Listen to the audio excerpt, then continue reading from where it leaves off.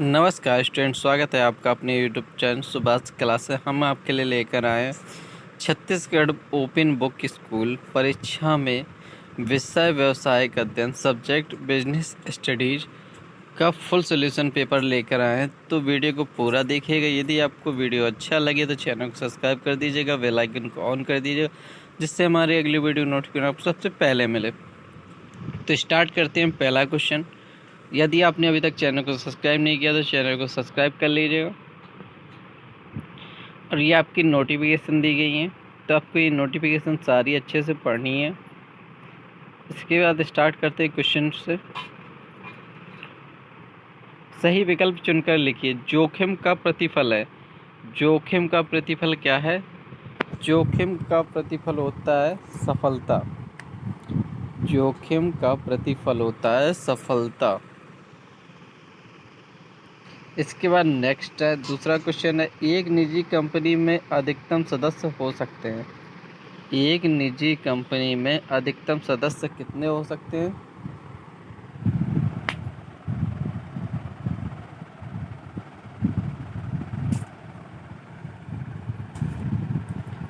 10। इसके बाद नेक्स्ट है, नियुक्तिकरण का संबंध है। नियुक्तिकरण का संबंध किससे है?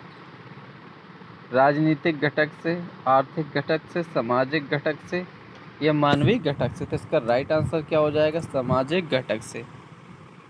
नियुक्तिकरण का संबंध किससे है? सामाजिक घटक से। इसके बाद नेक्स्ट क्वेश्चन है, भर्ती प्रक्रिया में खोज की जाती है। भर्ती प्रक्रिया में खोज की जाती वरिष्ठ कर्मचारी की, सेवानिवृत्त कर्मचारी की, भावी कर्मचारी की, विशिष्ट कर्मचारी की। किसकी खोज की जाती है? भावी कर्मचारी की। किसकी खोज की जाती है? भावी कर्मचारी की। इसके बाद नेक्स्ट है, प्रबंधन का सबसे महत्वपूर्ण कार्य क्या होता है? प्रबंधन का सबसे महत्वपूर्ण कार्य होता है नियंत्रण। प्रबंधन का सबसे महत्वपूर्ण कार्य क्या होता है? नियंत्रण। किसी चीज़ में यदि आप अच्छा नियंत्रण रखेंगे तो आपका कार्य सरलता से और अच्छे ढंग से पूरा होगा। वित्त का सबसे सस्ता स्रोत है। वित्त का सबसे सस्ता स्रोत कौन सा है? ऋण पत्र, समता अंश पूंजी, पूर्वाधिकार अंश, प्रतिधारित उपार्जन। तो इसका राइट क्या हो जाएगा? समता अंश पूंजी। इसका राइट आंसर क्या हो जाएगा? समता अंश पूंजी। इसके बाद नेक्स्ट क्वेश्चन है, निर्देशन की आवश्यकता प्रबंधन के किस स्तर पर होती है? निर्देशन की आवश्यकता प्रबंधन के किस स्तर पर होती है? उच्च, मध्यम, निम्न और सभी स्तर पर। निर्देशन की आवश्यकता प्रबंधन के किस स्तर पर होती है? तो सभी अवस्थाओं पर होती है। उच्च, मध्यम और निम्न, सभी पर होती है। नियंत्रण प्रबंध की कार्य है। नियंत्रण प्रबंध की कार्य है अनिवार्य, आवश्यक, ऐच्छिक, इनमें से कोई नहीं। तो कैसा कार्य है? अनिवार्य कार्य है। नियंत्रण प्रबंध की कार्य कैसा है? अनिवार्य कार्य है। इसके बाद नेक्स्ट क्वेश्चन है, रिक्त स्थानों की पूर्ति कीजिए। प्रबंधन का प्रथम कार्य होता है, प्रबंधन का प्रथम कार्य क्या होता है?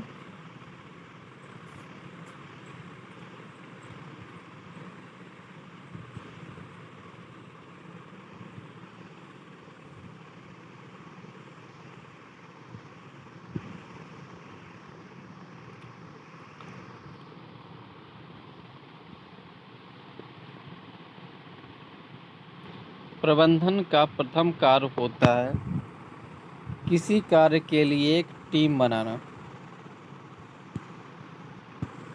या निर्देश बनाना, दिशा निर्देश बनाना। दो या दो से अधिक राष्ट्रों के मध्य होने वाला व्यापार क्या कहलाता है? राष्ट्रीय व्यापार। राष्ट्रीय व्यापार। साझेदारी का जन्म से होता है। साझेदारी का जन्म किससे होता है? किससे होता है? साझा से। साझेदारी का जन्म साझा से होता है। थोक व्यापार हेतु मात्रा में पूंजी की आवश्यकता होती है, अधिक मात्रा। किसकी आवश्यकता होती है? अधिक। थोक व्यापार हेतु अधिक मात्रा में पूंजी की आवश्यकता होती है। वर्तमान समय में ग्राहक व्यापार के लिए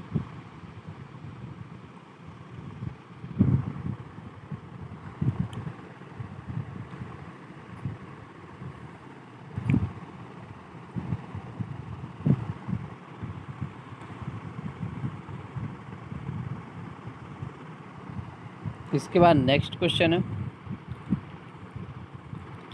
सत्य असत्य बताइए। ISI खाद्य पदार्थों की गुणवत्ता दिखाने हेतु प्रयोग किया जाता है।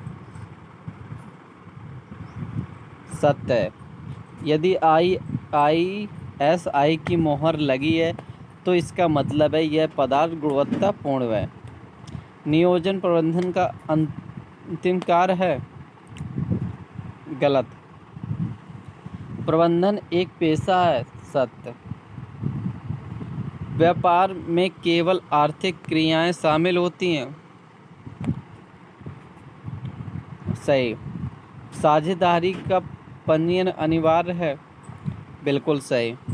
ग्राहक उपभोक्ता बाजार का राजा होता है। बिल्कुल सही।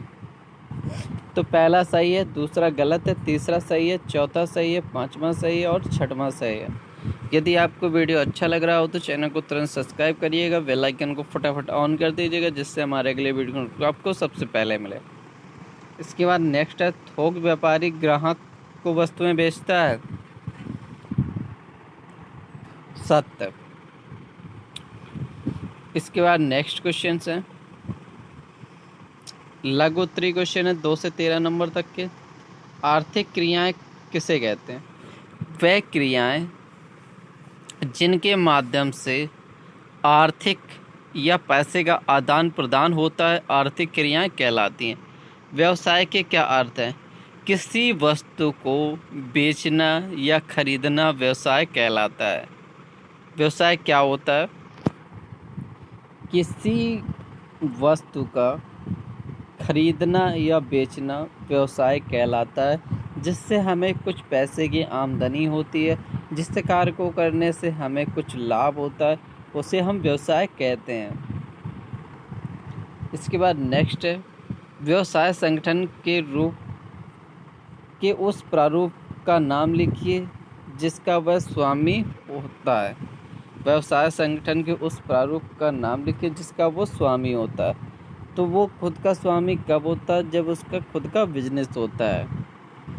शेयर बाजार की 2 विशेषताएं लिखिए। शेयर बाजार एक ऐसा व्यापार है जो हमेशा घटता और बढ़ता रहता है।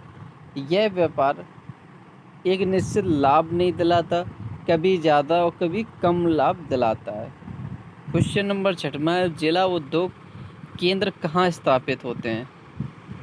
जिला उद्योग केंद्र जिले में स्थापित होते हैं। तो कहाँ स्थापित होते हैं? जिले में। जिला उद्योग जिले में स्थापित होते हैं। प्रबंधन के पहले और अंतिम कार्य को लिखिए।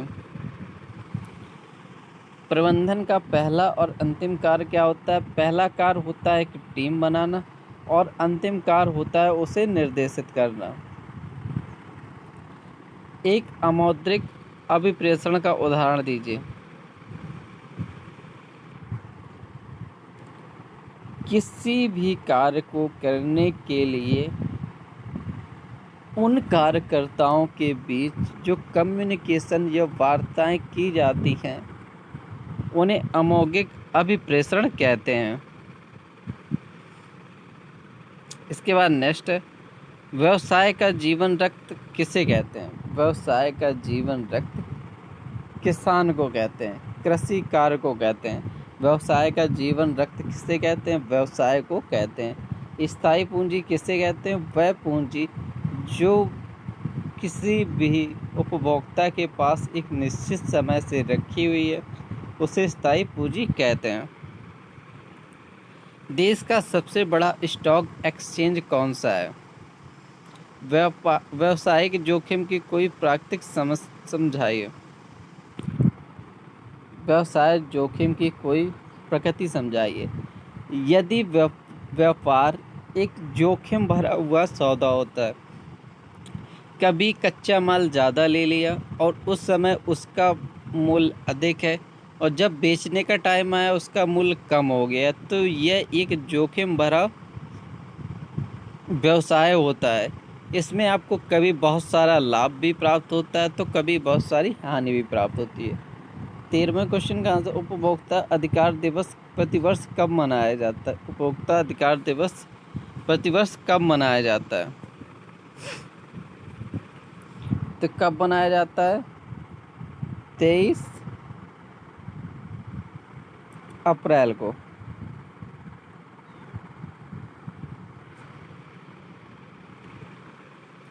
इसके बाद नेक्स्ट है, आर्थिक क्रियाओं के 3 उदाहरण लिखिए। व्यावसायिक संगठन के